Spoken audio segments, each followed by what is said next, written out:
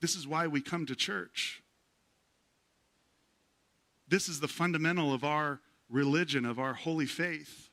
Jesus came to earth. God came to earth and dwelt among us. Not only is he real, he's knowable. Not only is he real and is he knowable, but he wants to know you. He came to be with us. We personally know God on an entirely different level. In the face of Jesus, we see the glory of God in human form. In the life of Jesus, we see the perfect image of God. In the gentle and lowly heart of Jesus, we feel the heartbeat of a God who is abounding in steadfast love and faithfulness. In the sacrifice of Jesus, we experience God forgiving sins. In the death of Jesus, we see the deep love of God played out for us. In the resurrection of Jesus, we witness the power of God to bring life from death and light from darkness. What an amazing reality.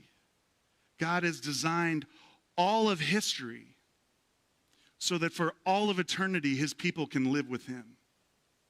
God became man to make himself known to us. What do you do with this information? How do you encounter the real and living God-man? This is a real question. For me, I'll tell you, it is the fundamental reality of how I exist. I don't care how much money my bank account has in it. I do. But I don't care how much my bank account has in it if I don't have Jesus.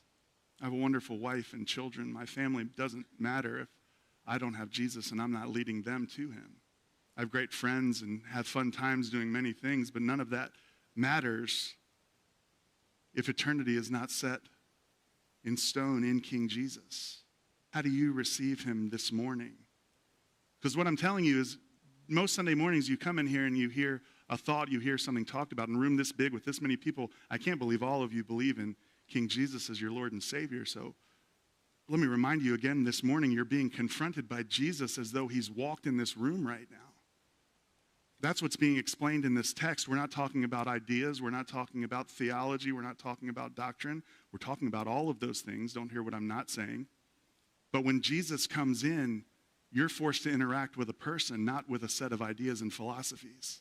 The Creator, God, who sustains the world, and through him all things were made and all things will be reconciled to the Father.